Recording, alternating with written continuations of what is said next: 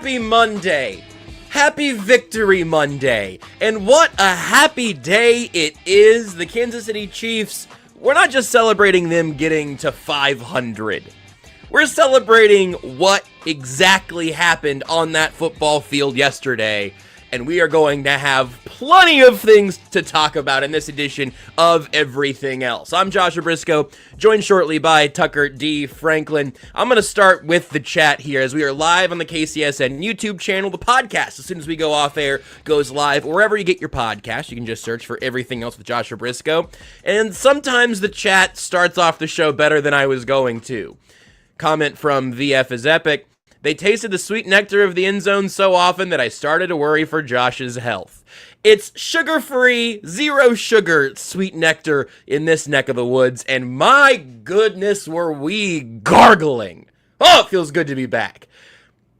I'm going to start, we'll bring in Tucker, and he and I are going to take a full victory lap here at some point, because, you know, I think we get a share of the win, because we had the request submitted. I'm going to go back and start today's show by reading some of the headlines we had for Friday's show, okay? Just for fun.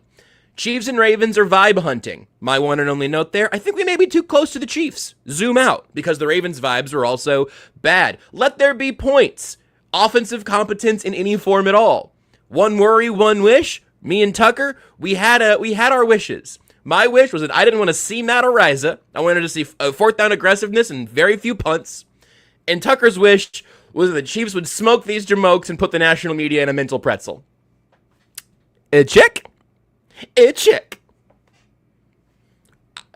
Truly, what else could you reasonably ask for here?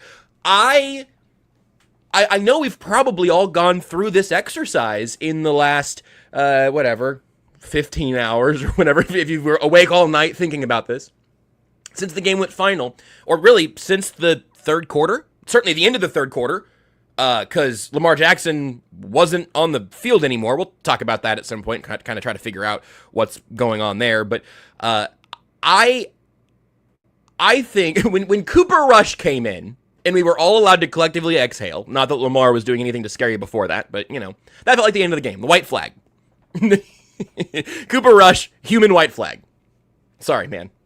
I didn't mean it that way, but then I said it, and then it worked, and then, meh. When's the last time you were able to kick your feet up and just kind of chuckle through the fourth quarter of a Chiefs win? I think it was the Taylor Swift game, right? Against the Bears at Arrowhead? Taylor Swift was there, the Bears weren't very good, thump them, everybody's happy. This felt like a playoff-style win for the Chiefs. It's not literally a playoff win, and I did have the thought this morning, like, I woke up feeling like the Chiefs are 4-0. Maybe 3-1, right? Maybe they're 3-1 mentally. 2-2. Who cares? What am I worried about 2-2 for? I was worried about 2-2 when I thought that the Los Angeles Chargers were going to do something that the Chiefs did last week, beat the New York Giants. My apologies to Jackson Dart. I didn't see it coming. I really didn't. Rachel in the chat says the vibes harvest will be bountiful this week. Yes, indeed it will. Harvest away. Store up your vibes for potentially a dark winter. Look, the Chiefs could absolutely lose to the Jags or the Lions. 3-3 when Rashee Rice gets back is fine with me. Because we've seen the offense now with Xavier Worthy. Their head will be above water when Rashee Rice comes back. The risk of that not being the case, I think, was you lose to Baltimore, and then you just start swirling the drain, and it's like, okay, so you have to beat the Jags, much like you had to beat the Giants, and then that Lions game is kind of the toss-up one that you really need to pay off. I don't know. Now, we are back at an equilibrium. This is not going to be a regular season as shiny as last year's record. I guess there's a chance. It won't be. We'll lose another football game, I believe. And that doesn't matter. What matters, truthfully, again, we talked about this on Friday, which just makes me feel like we got a read on something, folks. That's nice. That feels good. The issue on Friday was like, all right, one of these teams gets to restore the vibes, and one of them is going to be in a weird, bad place on Monday. The Ravens are in an extremely weird, extremely bad place right now. And the Chiefs' vibes have not been higher in a regular season game in quite some time. I say it feels like a playoff-style win for a couple of reasons. One, that it was a thumping. It was a Spags masterclass. Spagsterpiece? I think I tweeted at one point, Spagsterpiece Theater. Is that anything? I don't know. We're workshopping them. It was a game where the Chiefs, there was a story from Sam McDowell in the Kansas City Star that detailed some of this. It's a good read if you haven't seen it yet. Talking about how the Leo Chanel pick, the Leo Chanel interception. I just didn't know he could do that. You didn't either. Don't lie to me. He's a great athlete. Yeah, no, I know. I saw Leo Chanel pull himself up on the outside of a bus. I knew that he had athleticism that mere mortals don't really have. The body control one-handed snag was just not something I knew he had in his bag. Whatever I said to Nick Springer in that moment was not radio appropriate. I think it was just some version of what the bleep? I didn't know he could do that. So run that more often. No, but so anyway, McDowell's column or McDowell's story from the game was kind of breaking down how this is something that they've had on the whiteboard that they ran in training camp, but that's kind of like a one-time burner play once you actually fire it. And the Chiefs fired it in what was, don't forget, a pretty big moment in that game. This was not a ice it garbage time sort of moment for Leo. It was 7-3 Ravens. It was the second time Baltimore had the football, and the first time they had the football, it was spooky. I was nervous. And look, I think we all have to be patient and disciplined enough to remember that how Steve Spagnuolo starts a game is not how he finishes a game. But the Chargers game kind of broke that rule a little bit. It was messy early, it was messy in the middle, it was messy late. Chargers win. The Ravens march down the field on that first drive. The Chiefs go get a disappointing field goal. And especially knowing then that the Chiefs, the next offensive drive, had another disappointing field goal. Remembering, again, the Chiefs were still trailing until they scored their first touchdown. That pick from Leo was the thing that stopped a pretty good-looking Ravens drive. But they get this weird exotic blitz. All throughout the game, I think you saw the linebackers doing different jobs very, very well. I've got other stats and some of the blitz things I think are fascinating. I'll try to bring as many of those into the show here today as we can. But that play suddenly turned it to not even okay, here come the Chiefs. For me, I was exhaling when Leo got that pick. I was relieved. Because it was okay, well, it's not going to be 14-3 when the Chiefs get the ball back because we don't want to see them play like that. Nobody wants to play from behind, obviously. It's one of the cliches in sports, in football, because it's real. I mean, it changes how you play the game, and it changes what you have to do as the clock becomes your enemy when you're behind. But from that moment on, it was just a Steve Spagnuolo masterclass on defense. It was not a dominant game from the pass rush. It was a good game and a very smart one and a well-executed one. I'll take that.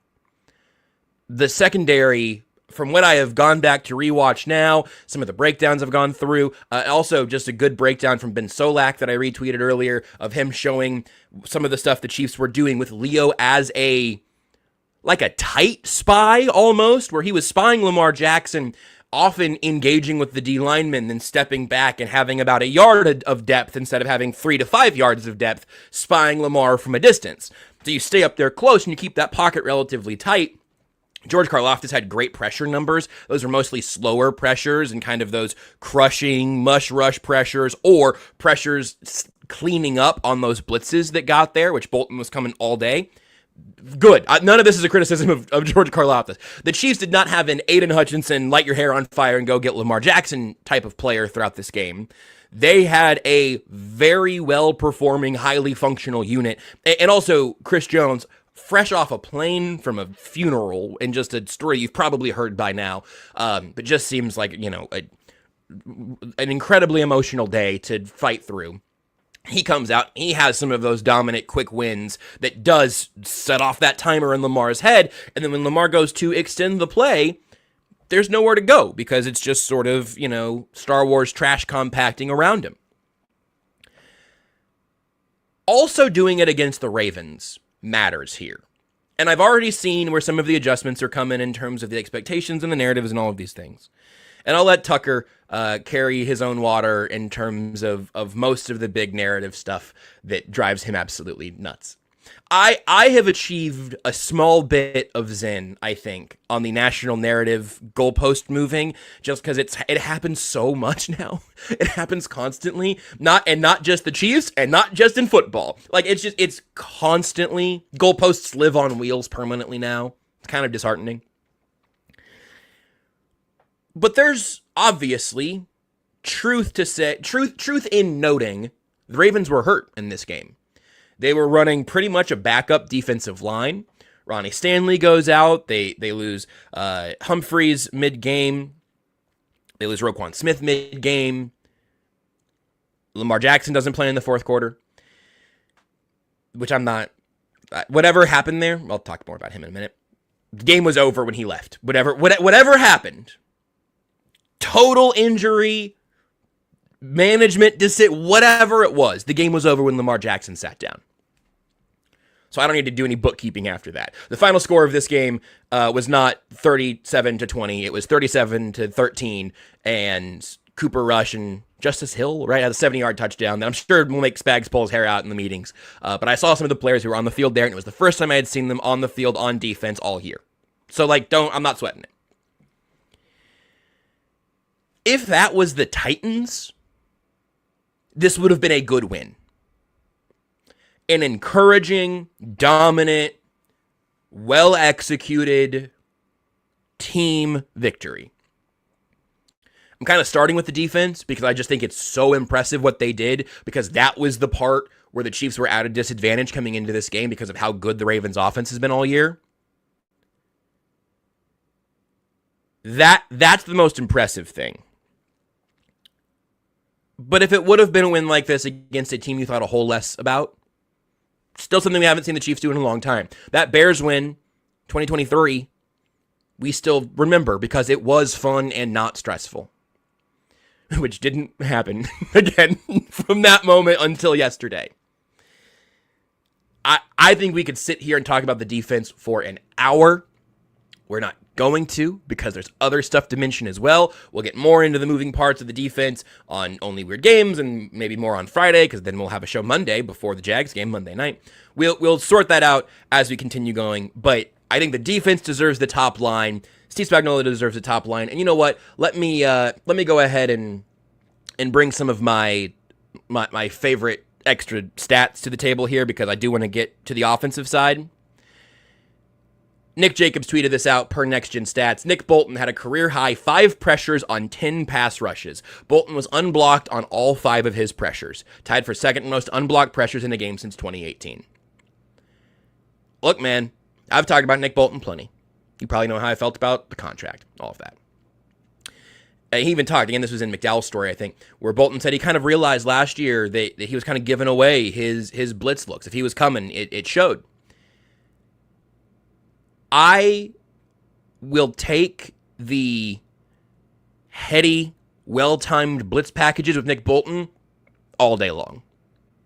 This is if this is repeatable, it's a great use of his skills. Tucker, I see you've also added a stat to this. I'm afraid to open it on this computer because I think it may functionally end my ability to host this show. I can read it if you want me to. Read it, sure. What else we got? What's from old Matty Mac? Matt McMullen tweeted this out literal minutes ago. The Chiefs pressured Lamar Jackson on 51.9% of his dropbacks yesterday, marking the second straight week for Kansas City with a pressure rate over 50%. On non-blitz downs, KC still got pressure on 10 of 18 dropbacks. Absolutely crazy. Nick Jacobs also had this slightly different number, so it's measuring pressures differently here, but it's very, very close. Lamar was pressured on 48% of his dropbacks, the highest pressure rate he has faced in a game since Week 4, 2023. Jackson was 4 of 9 for 62 yards and an INT. That's per the Next Gen Stats pressure metrics and where it went from there. You send some unblocked Nick Bolton blitzes. You drop Leo Chanel into coverage, doing things I didn't know he could do. You have the defensive line in its spot, ready to crush and pursue. Again, the Leo Chanel spying thing that Solak did a little breakdown on that I tweeted, delightful. And that's all on the defensive side of the ball. Let's talk about the offense. We got points. We got yards. We got touchdowns. This is the best Monday we've had in a long time. I think you can ask several questions and have several celebrations from the Chiefs offense here. I think on one hand, you can ask, like, how much of that was Xavier Worthy being back? How much of that was the Ravens defense being bad? And I will tell you, I don't know how much it matters. It matters some, because you want to figure out what's sustainable going forward. Xavier Worthy, 2 carries for 38 yards, 5 receptions for 83 yards. Yes, he led the team in rushing and receiving in his first game back. Shoulder looked pretty good. Took a couple hits, made a couple smart steps out of bounds instead of putting his shoulder down for an extra yard. Happy with that. I think, and then again also, the Ravens defense being bad is, that's a unit you want to be able to put up 37 against. Did you think the Chiefs are going to put up 37? Vegas didn't, by the way, in terms of all of the injuries, the injury report, all the stuff that we've seen about the Ravens defense over the last few weeks. Give me 37 points against whatever defense is across from me. Given the problems that the Chiefs have had to this point, I don't care, really. Like, I care in terms of looking forward, but the actual result there, delightful. Every way, shape, and form. I think the Xavier Worthy effect is so obvious, both in the fact that he is a human big play. You can give him the football on the ground, through the air. You can give him the football, and there's a chance that he does something that very few players on this team have shown an ability to do. He can take the football and cover 30-some yards before he goes down. That is one of the most valuable things in the sport, and the Chiefs' offense was obviously a unit lacking that going into yesterday's game. I also think I want to give the Chiefs running back room some credit and not effusive praise. Xavier Worthy shows up and his gravity is felt everywhere, right? That kind of speed demands attention. Well, a little more attention on Xavier Worthy means a little less attention on Tyquan Thornton. But you're still paying attention to 2 speedsters on the field at the same time now, and now life is easier for Juju Smith-Schuster, Travis Kelce, Hollywood Brown. All those pieces work together. Also means maybe one less guy you're comfortable bringing in pressure, or one more guy to dedicate to coverage, and now you've got a lighter box. All of these things work together for the offense. I'm going to say the running back room did their job yesterday, and that hadn't been true yet this year, right? I was really glad to see Isaiah Pacheco catch the touchdown. He also dropped what might have been a big touchdown on that screen. I don't want to say that Pacheco's like got the yips necessarily, but I mean, pointing the wrong direction twice on checkdowns is crazy. Or moving backwards twice and facing the wrong direction once last week. Can't, just unfathomable football. You can't do that. I kind of thought, honestly, in real time, I was like, ooh, we might not see Isaiah Pacheco for a while. They went right back to him, and then in this game, right back out there again. I think, like it or not, he's in the mix. Kareem Hunt, stat line, nothing to write home about. Situationally, did his job. His job is usually, hey man, we need 2 yards. Can you get us 2.5 or 3? And most of the time, yeah, he does. Short yardage conversion, thank you, Kareem Hunt. That is worth your roster spot, sir. Isaiah Pacheco, can you get us a nice little 10, 11-yard run on the ground every once in a while? Do some of the do-it-all stuff? Hey, good game. Then Brashard Smith gets more and more involved. Another guy that has kind of difference-making speed and explosion, where he's not ready to be a number 1 running back on this team right now, but he is ready to get a few more touches, and you're kind of seeing his usage go that way, and I think we'll continue to see them working the ball to him. Do they still call it out Alvin Kamara or Breece Hall at some point? Sure, yeah, why not? See what the price tag is. Find out. Add another dynamic player, raise your ceiling a little bit, raise your floor a little bit. I'm open to that. But as things stand now, this is the running back room. And this is the first game this season where I think you could reasonably just not talk about the running back room today and it would be fine. And again, the first 3 weeks, you were talking about the running back room because they were a negative by and large.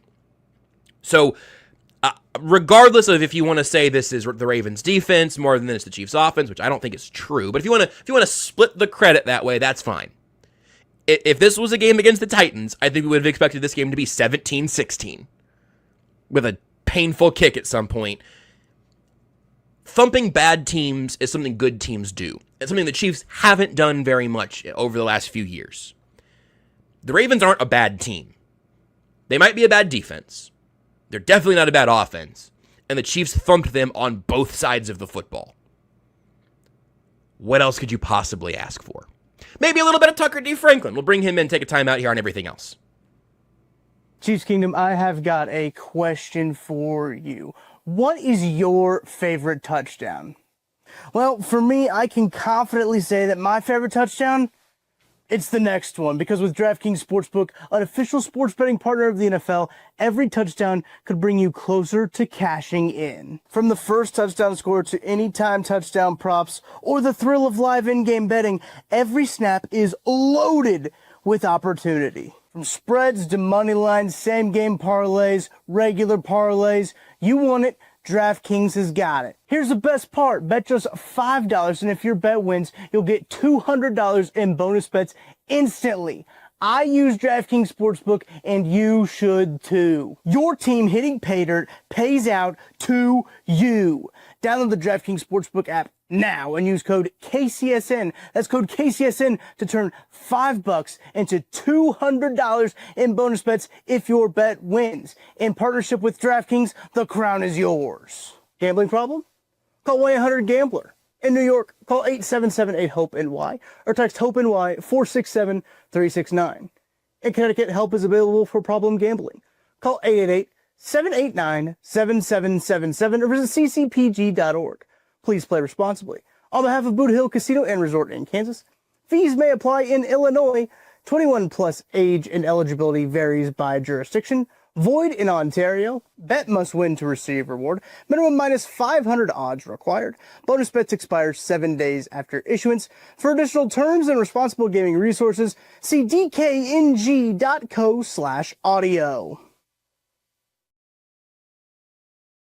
Tucker, first and foremost, let's just go ahead and get the victory lap going here. I mentioned it at the top. We had our wishes granted. The Matt Araiza experience was limited until the game was effectively over, and I have to imagine today's been a fascinating day in the national media scene. So that's a win for both of us. Thank you, Jeannie. Yes, that's great. I'm glad that somebody is listening to us, in the higher powers. I really do appreciate that. It felt really good because you had texted me. I think the game wasn't over yet, Josh. When you had texted me, it was like, hey, I think it was the first time Ariza came out there. You're like, hey, look, we did pretty good on this one. And then I brought up to your point, I was like, hey, yeah, we did, because people were already starting to move those goalposts. As that game was happening, goalposts were moving, Josh. I don't know if you saw them. Real they time. tried to sneak them in. Yeah, but the Ravens defense, we always knew the Ravens defense was going to suck. This preseason, everybody knew the Ravens defense was going to suck. That's why the Chiefs are doing so good right now, is because the Ravens actually are bad. And that's not at all what happened. Sorry. They were favored. The Ravens were favored. I did text you over that. Yeah. I texted you in game because Mitch Holthus on the call went, and here's for the first time Matt Araiza on the field. I went, holy bleeping bleep, we did it. Yeah. That's what I can't believe it. It didn't feel like a game when the Chiefs had never punted, but obviously it was. It was truly delightful. Let's you want to talk about the Ravens then, noting that where the narratives have gone here. Mm-hmm. So. Let's get the new graphic up, because I wanted to phrase the question this exact way. What do the Ravens do? Because I think this question is important and well phrased in two different ways. One version of the question is, what the bleep do they do from here? And the other question is like in the tone of, what do the do? What would you say you do here? Because maybe I'm really late in a way that I am not Matt Verderam nor Nick Wright. because I have been, or you for this matter, I have held belief in the on-paper Ravens, which might be what we need to call them from now on. I have had love for Lamar Jackson. He has, and that's not been misplaced. Yeah. Right. He has been, I think, perpetually now for the last several years, he's been one of the 3 most exciting things on a football field. Oh yeah. At least one of the 3 most exciting quarterbacks, right? He is in that echelon and discussed as in that echelon. The problem there is that doesn't stay true through January. And weirdly, it doesn't stay true against the Chiefs. I remember the game the Chiefs lost to the Ravens because I remember it very, very well. Because Clyde Edwards-Helaire had the fumble, and it was maybe the angriest I've ever been doing a post-game show. Like, I was furious. I didn't feel very good, and I was just like, I mean, it was visceral the whole way through. And then I went out into the parking lot to drive home, and I thought I was going to barf in the grass. I didn't, but then I drove home, and then 2 days later I was in the hospital dying of diabetes. And so that's why I didn't feel very good. And it's why I remember that game very well, because I was like, man, I'm pissed, man. I am uncharacteristically angry. It's like, yeah, it's because my blood sugar had been 800 for a week, and I had no idea. So that's my very specific memory of the one time Lamar Jackson has beaten the Chiefs. Where do you stand now? Again, you can take it to your narrative place. You can talk about where you feel like this team is stuck right now. But I think it's a fascinating place where the Chiefs are 2-2, arrow pointing up, and the Ravens seem to be like fundamentally in trouble. I do think it's really interesting because, as you mentioned, my point, my wish that I wanted was the national media thing. But a part of that is Matt Verder and I on that football show leading into that game on our Friday episode basically said, hey, we're looking around here. We see the injury reports. We see what this Ravens team has done so far. This game shouldn't be that close. Like, the Chiefs should win this game pretty handily. And I remember asking Matt, I was like, am I crazy for thinking that? Like, am I too close to the Chiefs to think that they can really whoop up on this Ravens team? And fortunately, I wasn't too crazy yet. But here's the thing with the Ravens, though. They do have a lot of starters missing. But they signed a lot of guys that miss games. Jair Alexander, he was out. They told him to leave for the Packers. He's a Packers legend. They said, we don't really want you anymore because you just don't play. They signed Marlon Humphrey's a guy for them. Always misses games. Ronnie Stanley, he always misses games. Like, I remember talking about Ronnie Stanley in the offseason as a left tackle option for the Chiefs and saying, well, dude misses a lot of games, but he is good when he plays games. So, like, you know that he's going to probably play every other game for you. None of this is, like, surprising when it comes down to, like, Kyle Van Noy is also 35 years old. Like, I mean, the dude is old. They've got a lot of older guys out there. Madubuike's injury, incredibly unfortunate. They put him on the injured reserve, so that is a very serious neck issue. And he's a phenomenal defensive tackle, one of the best in the National Football League. So that is obviously a huge hit for them. But here's the thing: is like about the national narrative moving.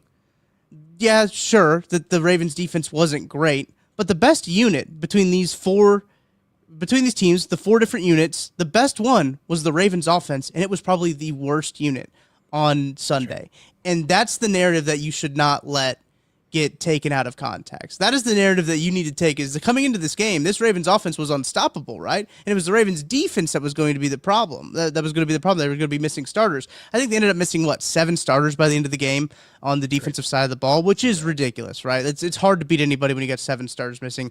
I understand. But the Chiefs offense wasn't world beaters. The Chiefs offense came out there and took care of what they needed to do. You already mentioned it with Worthy. Just Worthy being out there on the field was apparently enough.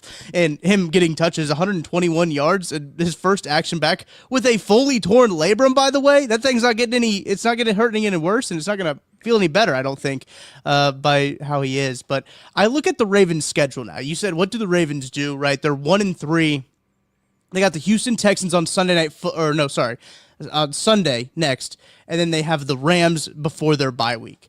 They're going to really need to beat the Houston Texans. Like, that is now a must, like, because the Rams, that's a pretty tough game. Both of them are home games, though, so the benefit of the Ravens. Both home games, both noon kickoffs for the Ravens. So they've got to figure something out. I think they got to get healthy, but it's gonna get dark quick for the Baltimore Ravens if they can't figure out how to score points on the Houston Texans defense, which is atrocious, and they can't stop the Houston Texans offense, which is atrocious. So like that is not a very good football team. I know they just blanked the Titans, but the Titans are all so bad. I think there's FCS teams. Their quarterback said ass, so I think we can say ass. They're ass, yeah. Also, honestly, love that from Cam Ward. Cam Ward goes out there. Hugely respect it. We're ass. And then you got to know that, like, Callahan's got to be gone, right? Like, did they let him have a press conference today? They shouldn't have. They should have. Ooh, I don't know.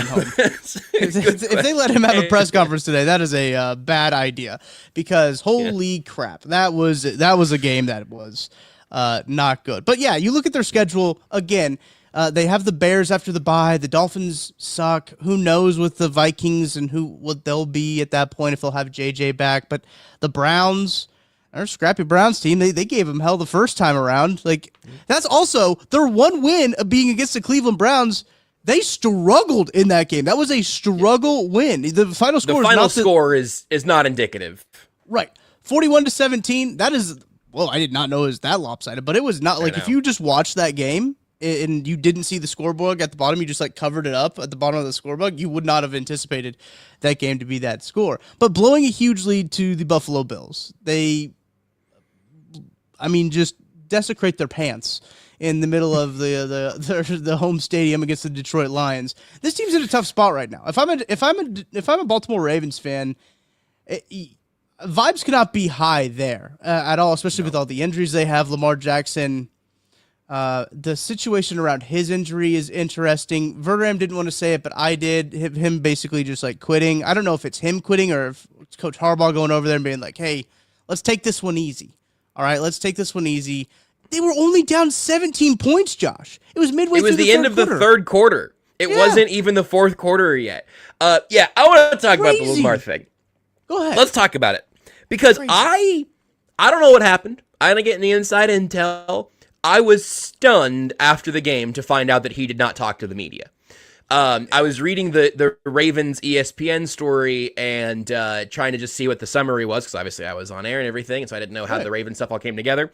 Mm-hmm. And I got to the point where it said, like, Jackson was not made available to media. And then I instantly, in our Only Weird Games group text, instantly texted Nate Taylor. Said, Lamar didn't talk after the game? And Nate went, nope. Right. And just to, like, make sure I was reading that right. So it sounds like the Ravens have the same rule the Chiefs do, where it's like injured players don't talk after games and stuff. Makes sense. When Mahomes' kneecap was on the side of his leg, he didn't do the post-game press conference, right? I believe that's true. That's fine. The thing that was instantly bizarre, and so this, again, I don't want to say, I'm not saying Lamar Jackson quit on his team, or John Harbaugh quit on Lamar, or the entire team quit on the city of Baltimore. The thing that's crazy to me is that they just like could not get a story straight. Lamar Jackson was in full uniform on the sideline, sitting with a hat on. He like jogged off the field before not returning. I don't think it's nefarious, but I think it's weird. And like Jackie in the chat asked, like, what would it take for Mahomes to leave a game like that? And maybe that's kind of the thing that's like set off that radar. And look, Andy Reid has had to sit Mahomes down and say, go get an x-ray, you maniac. And so there's an ebb and flow to that.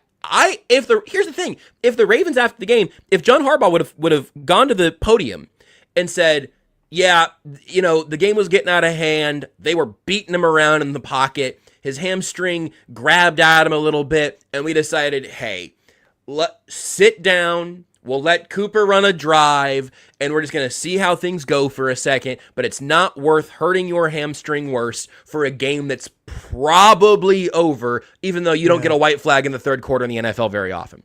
If that was it, that would be it for me. I hear it. I believe it. For sure. That makes sense.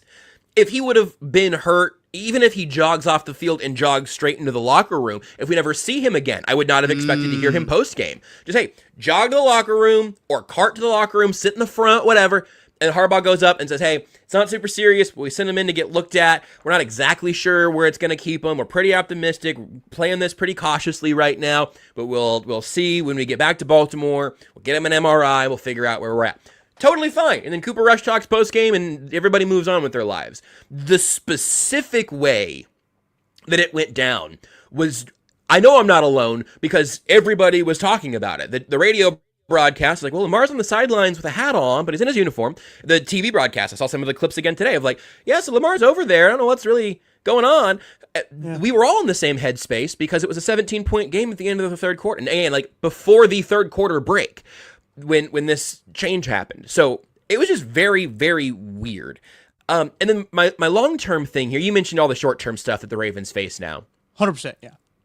I think long-term, it's kind of funny or kind of interesting to think about because, what if they miss the playoffs? And they're in a weaker division, right? They should still make the playoffs.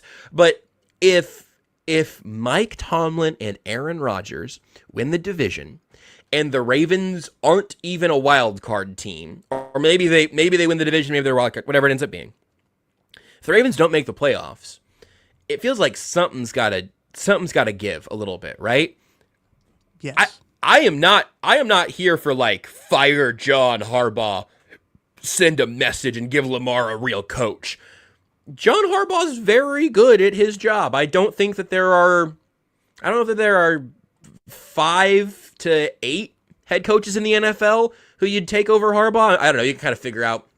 Maybe you want one of the offensive gurus, and so maybe you could. I was going to go 5 or 6. I don't know. Maybe there are 6 or 7, but he's in one of those tiers where, like, if he got fired, he would have another job tomorrow, which doesn't mean that you want to stick with him until the end of time. But I don't know. I have a hard time thinking like, yeah, he's the problem.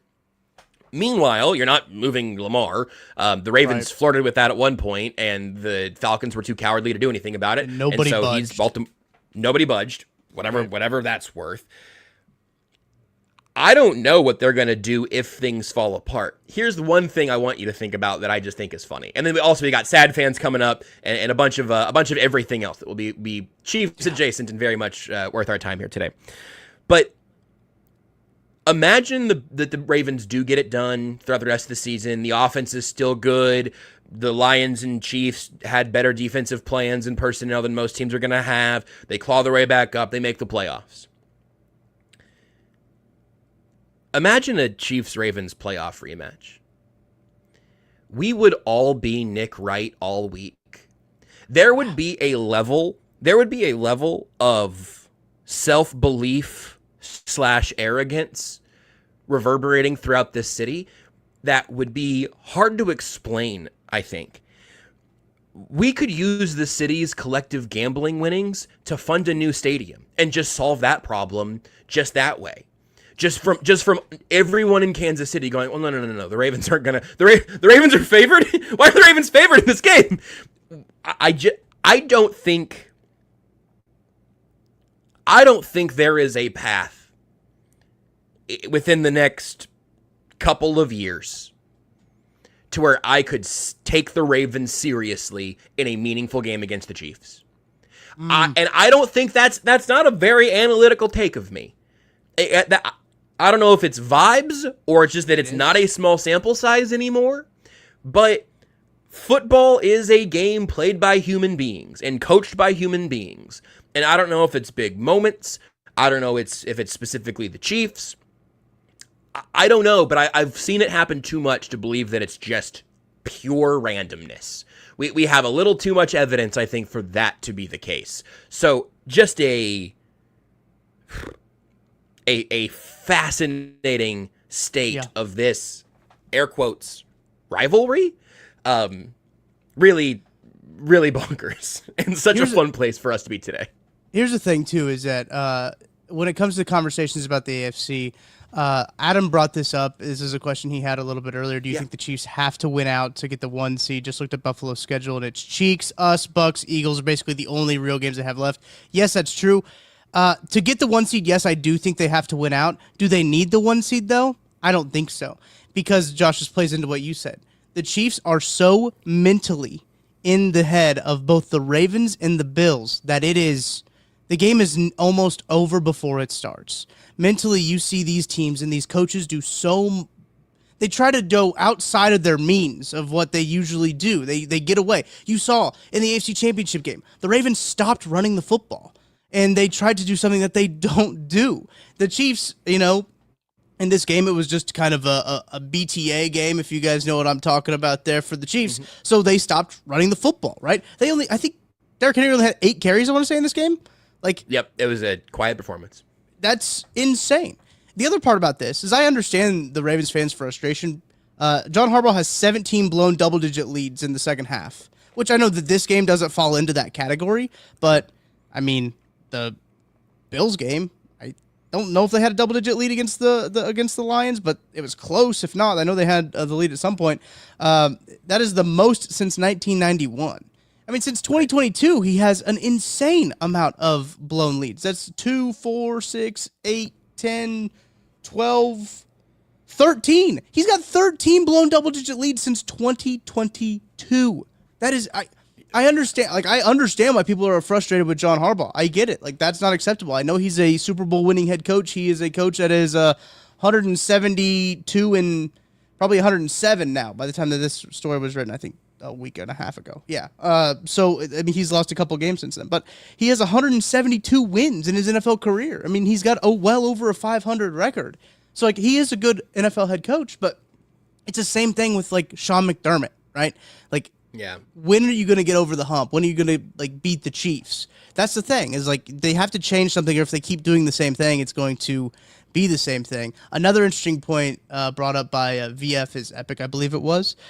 He brought this up. Yeah, keep in the back of your mind that Lamar is his own agent. If he gets pissed off, how will negotiations go with him? This is something I didn't know and I didn't remember, is that he is his own agent. He is self-represented. I looked it up on Spot Track. He only has his potential out in 2027. Had a family member who helped negotiate things. Or maybe it was, I don't know if it was his mom, but there's somebody in his family was working kind of in that capacity. But yeah, similar deal.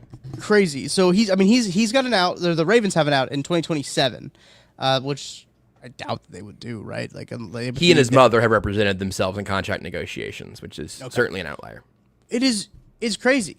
It is crazy. So I don't know. There's a lot of special circumstances going on in Baltimore, right? With honestly, just the offense that they run is kind of a special circumstance with Lamar. And if Lamar does go anywhere, you have to basically run that offense. Lamar can't. Yeah.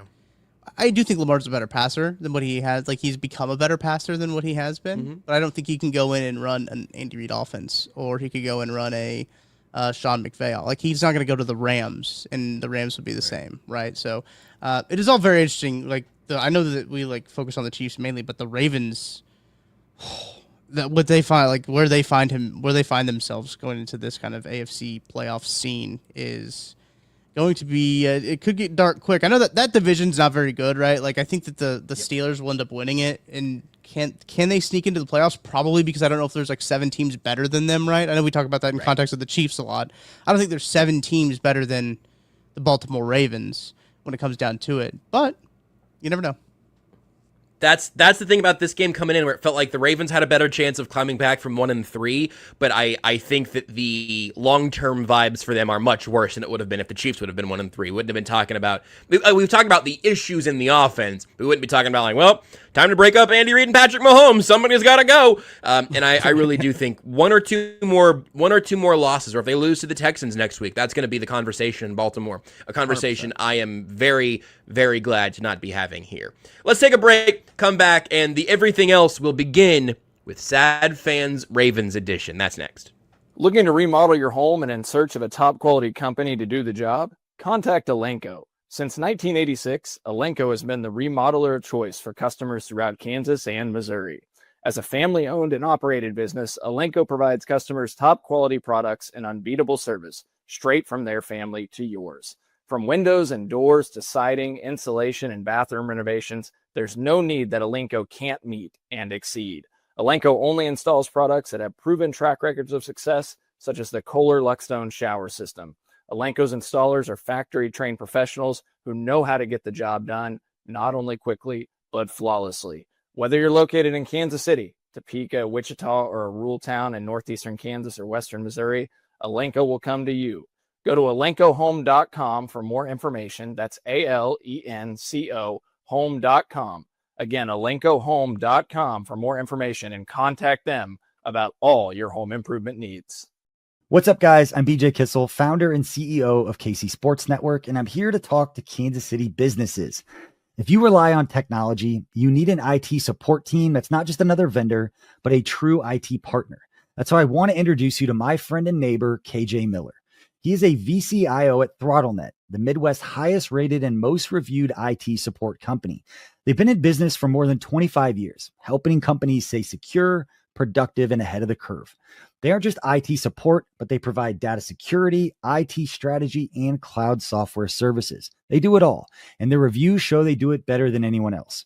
So if you want to hear about how ThrottleNet can help your local business, join the conversation with myself, KJ Miller from ThrottleNet, and our resident genius from KC Sports Network when it comes to IT, at least as he's affectionately known by us, Mr. Craig Stout. Click the link in the description to hear how ThrottleNet can help you.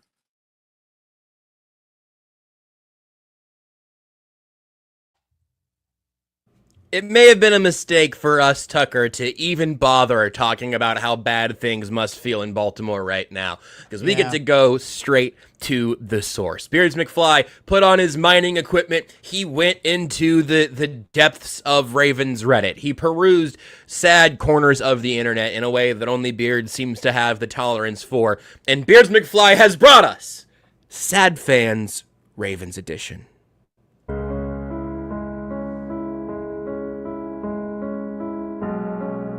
And now, a list of things said by sad Baltimore Ravens fans. I'm already dead inside. Comment. Can't wait for Romo lusting after Mahomes for 60 minutes. All right. Reply. He's gonna on it. Hope Lamar can put up 50. Wrap up. Holy 4th and 2 and a 6-yard cushion, crying, laughing emojis. Balls. Clock management. The true Raven killer. 2 delay of game penalties on 3 plays is wild. Ravens football is constantly trying to overthink things. Time to panic and never run. Comment. Defund the defense. Reply. I think they did. They already did. O-line is a sieve, and Spags is running circles around Munkin. Every play feels like Munkin thinks, no way they'll blitz again, LOL. Down 6 in the second quarter? Abandon the run! Bro, just run slants and cover 0 blitzes. Has Munkin never played Madden? Ravens paying 53 players $270,049,088 just to go 6-11. Harbaugh saving Henry in case this game gets out of hand. Holy Lamar is a generational choke artist when it comes to playing the Chiefs. That is ridiculous. Crying, laughing emoji. Bruh, our O-line belongs in Fraggle Rock. Remember that movie Click with Adam Sandler? Yeah, I would like to fast forward to the draft. Thank you. Oh, maybe Matt Ryan should be our head coach. I think my sister, or that crackhead I saw yesterday, can call a better defense than Zach Orr. Best running QB of all time. Most dominant running back of all time. Todd Monken. Let's abandon the run! Andy Reid knows to keep this game close so John Harbaugh doesn't get fired to keep the Ravens out of contention. My grandma is telling me how embarrassing this is. Damn, do these players wake up and think it's January? They usually play like this in the playoffs. This team is physically down by 30 right now. Chill the f*** out and execute on offense. There is no reason it shouldn't be tied right now. The defense is pretty admirable for having a grocery clerk and a mechanic out there at D-line. Belt to ass. D-linemen are just playing patty cake. No moves at all. I don't like being worse than the Colts. I get off a plane from Barcelona and this is what I come home to? SMH. Go back. Why are we throwing needing a yard? God! Oh, is Hill in? Could it possibly be a throw? Should we just hand them our god playbook? When you leave Romo speechless, you know your coaching staff sucks at. It's time for Harbaugh to go upstairs. Parentheses. Front office. I'm not threatening him. In all phases. LaQuit on his team, Jackson. Alexa, play In the Arms of an Angel by Sarah McLachlan. I apologize to the Doomers. You were correct. And a Hollywood touchdown on 4th down. Just shoot me. Oh, yeah. For You know Hollywood thinks this is hilarious. Back-to-back plays where we run right into our own guys. As if this wasn't enough of a clown show, guys, here we are. Ravens are the Cowboys of the AFC. Comment. Oh, look, another screen, because that's what we need. Reply. Munkin has 2 calls, verticals and screen. If he's feeling spicy, he'll run it maybe a couple times. Comment. What topics do you think we'll get on the Marlon Humphrey podcast? Reply. Welcome to the newly renamed Trash Can Podcast, home of literally the worst defense in the league. Y'all finna be hearing Nick Wright in y'all's nightmares. Yeah. Alexa, block literally every single sports talk show for the next month. Justice Hill must have himself in every fantasy league. That was the least hype 70-yard run I have ever seen, LMAO. It was. At least the Derrick Henry fumble streak is broken. Yay. No one shuts down Derrick Henry like the Ravens do. I'll remember you all in therapy. Todd Monken today. Throw on 3 and 1. Throw on 3 and 1. Throw on 4 and 1. Thank you, Todd Monken. Very cool. My Giants fan husband just said, "Oh wow, we have the same record for the first time in years." Oh. Well, boys, we're 3 weeks away from NBA season starting. Y'all Wizards fans or what? And now, something new that I'm doing. The one thing that didn't make it from the other team. Editorial comment by Beers Reply here. I only had to get one thing from the Chiefs game. Why does our defense always start out slow? It's like they just want us to sweat. And now the runner-up. Fair enough. Things said by sad Ravens fans. It's literally just like watching the Orioles, but football. And now the winner. That's a good one. That's a good one. Harbaugh had the Doc Rivers face. Beards McFly, back in his element. Beautiful. 2 very good NBA crossover jokes at the final act of Sad Fans. Yes. Not only are the Chiefs back, so is Beards. It is so nice to get to the end of a Sad Fans and have the only pain be my face aching from smiling so hard. Yes. As opposed to the aches in my heart that I had through the first 2 weeks that I called my doctor about, and he said was just sadness. Brutal. Also, in the middle of sad fans, Ian Rappaport tweeted out that Ravens quarterback Marlon Humphrey, who was ruled out with a calf injury on Sunday, is expected to miss a couple weeks. Oh. I wonder if we'll talk about it on this podcast. You think Lamar Jackson will? He wasn't talking to media because he wants to save it for Marlon Humphrey's podcast. I was gonna say I don't feel like Chiefs fans or anyone associated with the Chiefs has any right to do the podcast jokes because the biggest podcast in the world is starring their Hall of Fame tight end, and so it's like, hey man, I don't think Kelsey did any media this week. He had Leonardo DiCaprio and Benicio del Toro on his show. He couldn't talk to Nate Taylor. And Herbie Tiopi. Right. the star power wasn't the same for our guys. I don't know what happened there. Fair enough. I do think it's funny too that like you look at all around the league and we're talking about podcasts here with like these athlete podcasts. The St. Brown Brothers podcast was funny just because it was David Montgomery. I didn't realize how funny David Montgomery was. Me neither. That was great. Incredibly funny. And then I also think it's funny that Terrion Arnold and Pat Surtain have a podcast together. Yes. And it's basically the best cornerback in the league with the worst cornerback in the league. That's a good one. That's a good concept. It really is. They should market it that way. Just giving him like in the middle of their having conversation, he's like, but yeah, Terrion, what I usually do is I attack that inside shoulder. And then if you really attack that inside shoulder, I think that then you could really have a lot of better opportunities to defend the receiver. Just like peppering in just like advice every now and again. Coaching points. Yes. So well, Terrion, I'm actually pretty fast and physical. So it just makes it easier for me. Right. Staring directly into the webcam. How would you be better? Oh. Next, everything else topic. We're definitely going to hit 2 today, maybe 3. And if we hit 3, we might hit 5. We'll find out. But we got to talk about it because we got news yesterday. Yep. Bad Bunny. Good halftime. that'll be the halftime show of this year's Super Bowl. So hopefully this time it's not the highlight of the Chiefs game in February. They're back now, but the Chiefs are going to the Super Bowl again, just in case you were wondering. Just we're back winning on it that by 45. First of all, I'm no Matt Verderam. I'm no Albert Breer. Two men who admitted on public internet last night that they had never heard of Bad Bunny. I have heard of Bad Bunny. I am not familiar with his game.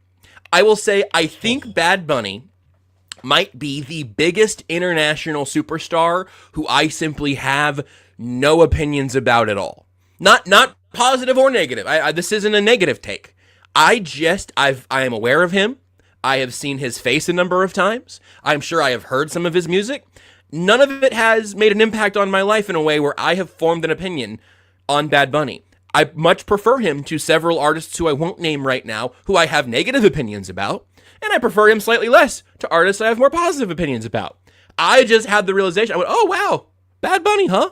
I saw, because there was all of the news around his world tour and everything. I saw like the tour dates where he had like 10 dates in Madrid in like 15 days or something. I was like, oh, this is like, that's obviously like massive superstar power where it's all of these dates, 2 or 3 dates in every city. Madrid was the longest individual spot. And I was, holy, like that's absolutely bonkers. So I have no doubt about his star power. I don't have any feelings about him, and I will figure some out by February, I guess.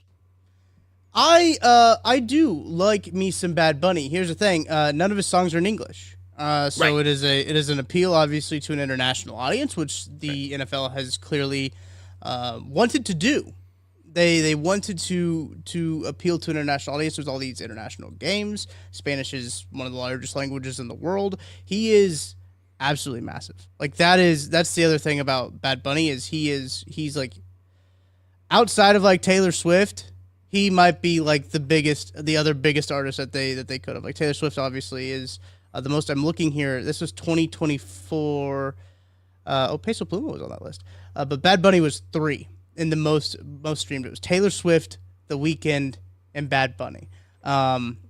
Too big for halftime, has already done it. Bad Bunny. Right.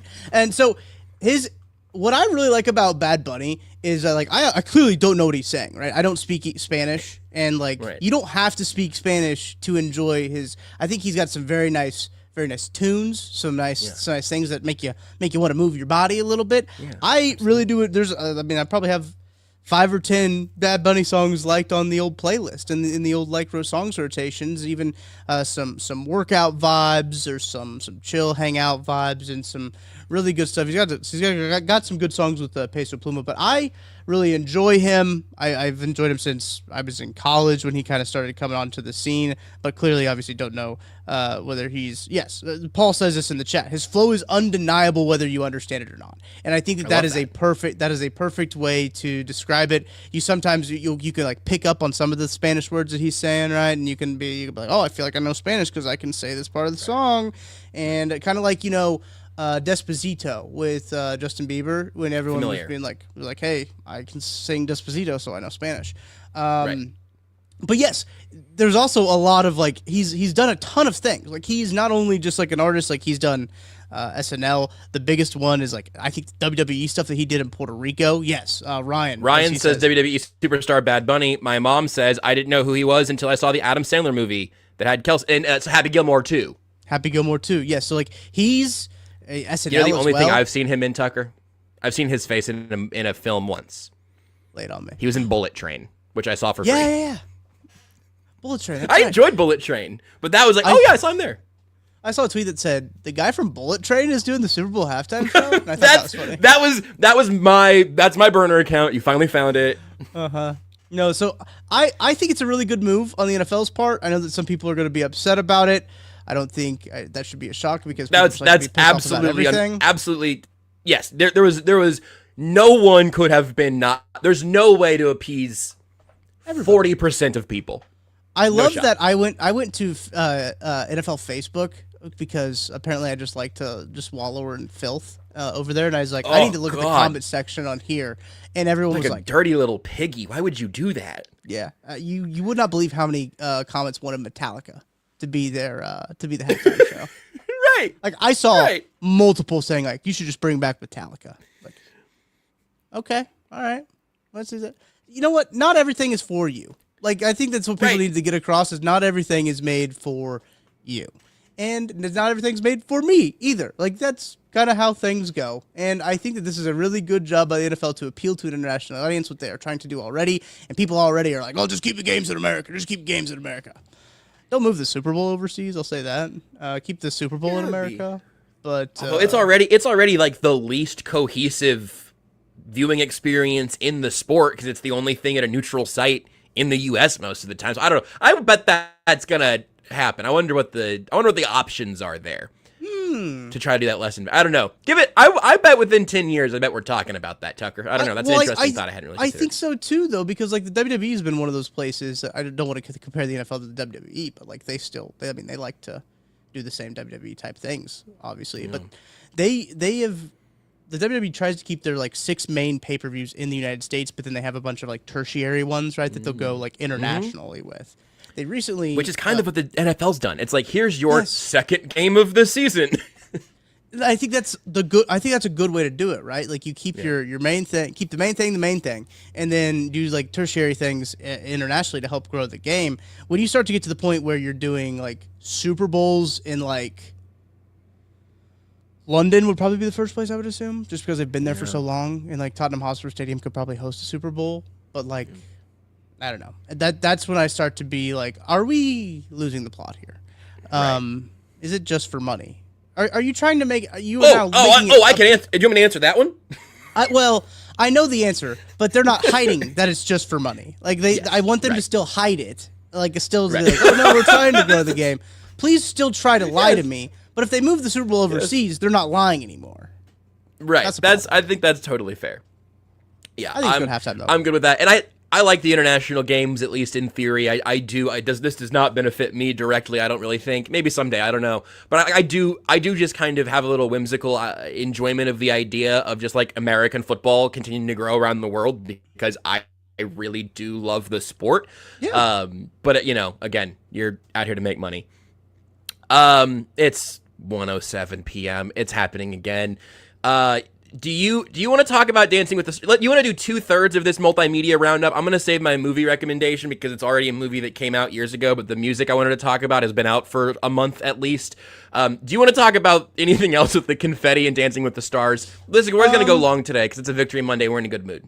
Yeah, no, I think that's fine. There's no FCC regulations for us here for getting out on time. True. I don't think, at least. But I do want to talk about Dancing with the Stars new episode tomorrow on Tuesdays. Tuesdays new episodes. Also, I think we kind of talked about this a little bit, but if not, I guess a little bit of a refresher. They do that show live, dude. Like that is like still crazy that they are doing that live in the year of our Lord 2025 when they could probably do so much. It's TikTok night, actually. They're doing a bunch of songs that got popular on TikTok is what they're doing.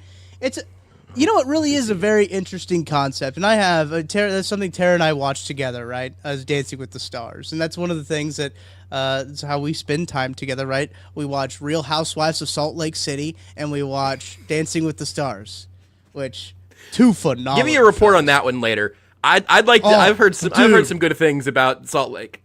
Oh my gosh.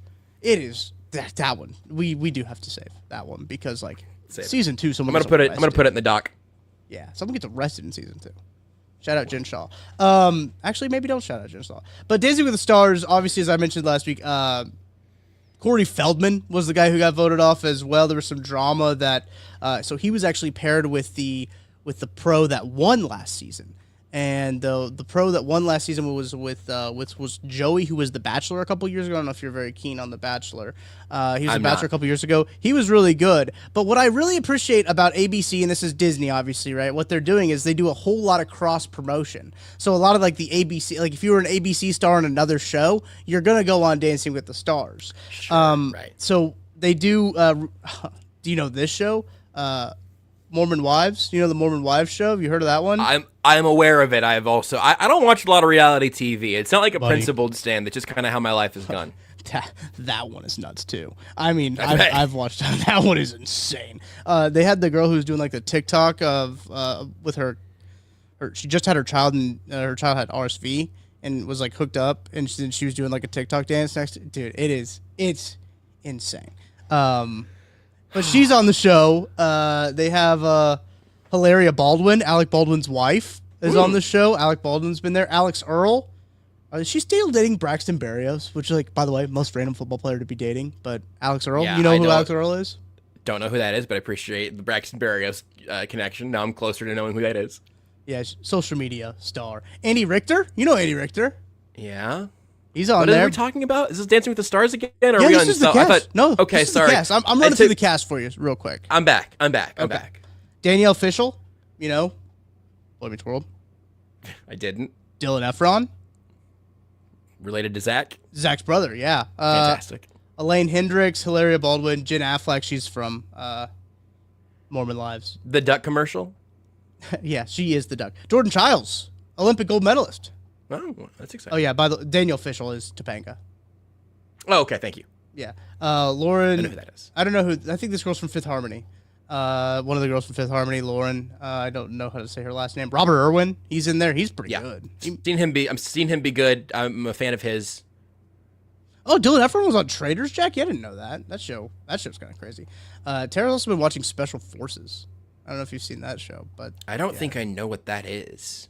We'll leave people with the homework for Special Forces. Scott Hoying from Pentatonics is on there. Whitney, as I mentioned, and Alan Burstein. Oh, he's a pro. But the Baron Davis and Corey Feldman were voted off in the first day. Sorry for the spoilers, Paul. But Topanga, look, great cast this year. Great cast this year on Dancing with the Stars, as I mentioned. TikTok night is tomorrow.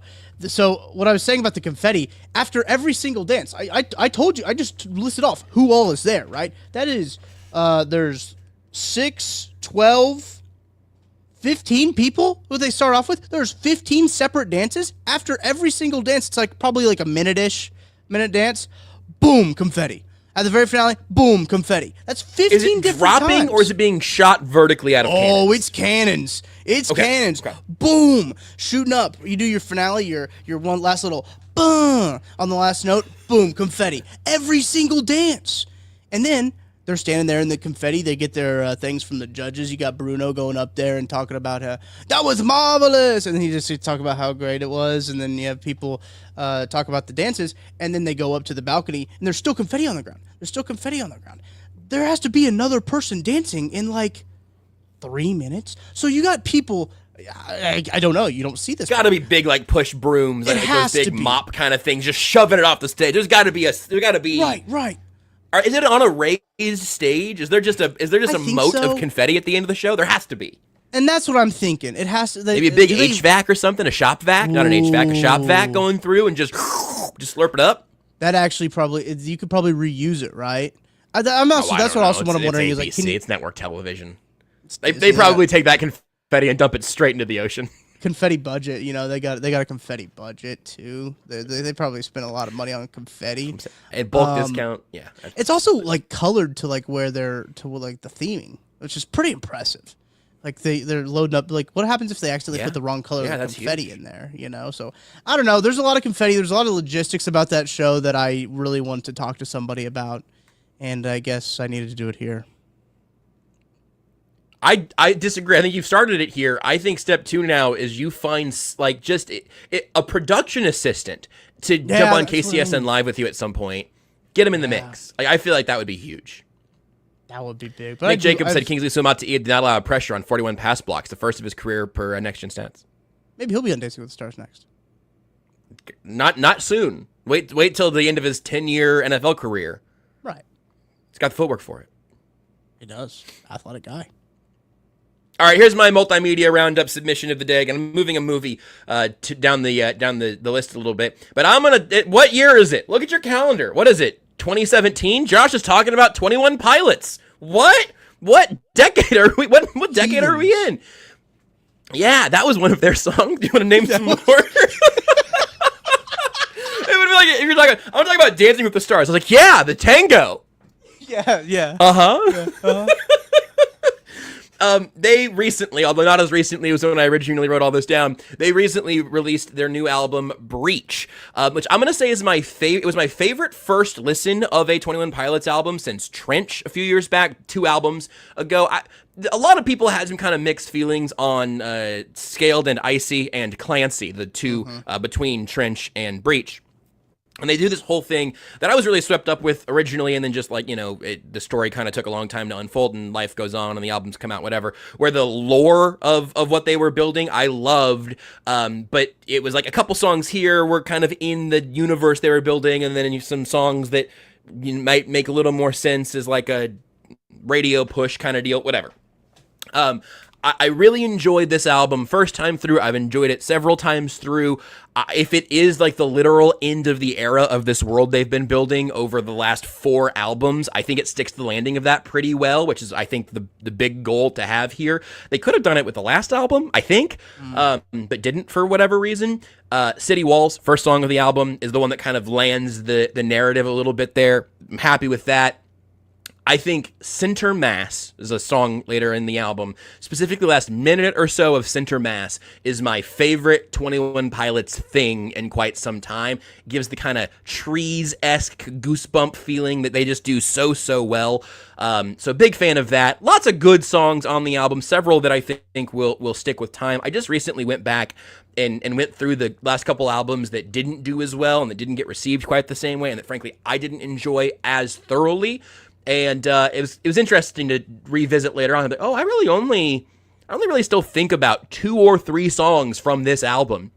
I think the takeaway on Breach will be larger than that. And again, it's a good cover to cover project. I think it reaches a height that I don't think they'd quite gotten to over the last 2 albums. So if there is a long hiatus, now both members of the band have kids, or the drummer Josh Dunn is about to have a kid, I think, with Debbie Ryan, who you might know from Disney Channel a million years ago. Is that okay? Good. I hope that got that reaction from you, because I didn't know her from anything until she was with the drummer from 21 Pilots.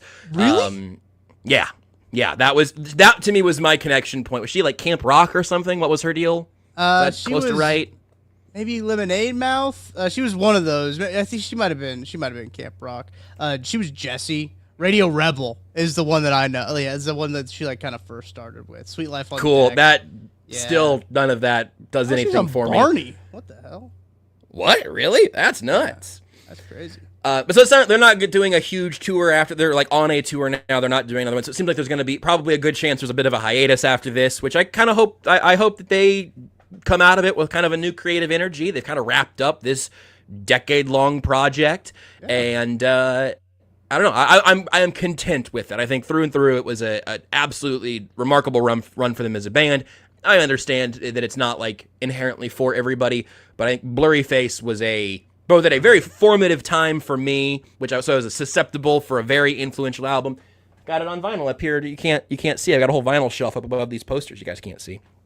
But yeah, I enjoyed Breach very much. I've continued to listen to it in the recent weeks, and it's been very, very good. So there you go. Bad timing for the comment section that was confused. Yeah. Don't worry, it's the name of the show. Remember when I used to say that all the time? It's the name of the show. An incredible victory Monday from the Chiefs' perspective. A long show where we just gave you overtime of everything else. By the way, as we talked about with the Bad Bunny halftime show, not everything's for everybody, and I think that's an important lesson for everybody to learn. But today, we gave you a goddamn hour of Chiefs, Ravens, and all of the things that come with it. So thank you for hanging out with us here on the KCSN YouTube channel or listening wherever you get your podcasts. We'll be back with another version of this on Friday. It'll be kind of a weird one because it's not like a Jags preview because they play on Monday Night Football. So honestly, Tucker, let's go ahead and bulk out the everything else. Maybe Monday is the time we can really stretch our legs. I'll watch the movie. I'll make sure I get the movie watched, yeah. Do we want, you know what? I'll give the recommendation here. If you want to watch along, I'm making the pledge here. We will talk about this movie on Friday. It is a small budget movie that came out, I think, in 2022 called Hundreds of Beavers. Yep. Craig Stout, big fan. The Craig Stout seal of approval. And I can tell you, I've never seen anything quite like it. I've seen a lot of things that it clearly drew inspiration from. I've never seen anything quite like Hundreds of Beavers. So we'll talk about that on Friday's show, and probably some Chiefs things, and of course a whole week of action between the KC Laboratory, Only Weird Games, that football show, and Tucker being live from noon to 1 Monday, Tuesday, Wednesday, Thursday, right here on the KCSN YouTube channel. Is that everything, Tucker? If I pretty much, that football show's in the feed. The KCSN Live post-game show is in the feed. Yep. My Chiefs Radio Network post-game show has its own podcast feed now. If you want to add that to your Victory Monday listening, promoting those has not been nearly as fun through 2 losses and in like a good but imperfect win over the Giants. This is the vibe that we need today. So watch Hundreds of Beavers if you want some non-football action in your life. Otherwise, we'll talk about the Chiefs and everything else again on Friday. Till then, bye, Mom!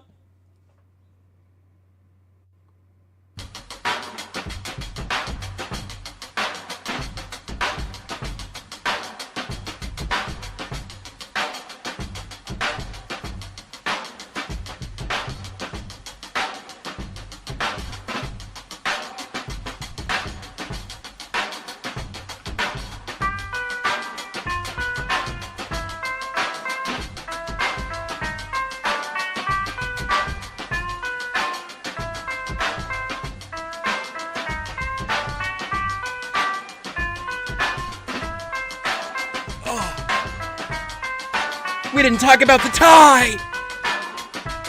I thought we were going to talk about the tie! Blasphemous. 40-40. This is how we're talking about the tie. We should. This music is good. People can keep listening. 40-40. It was a Aurora Borealis.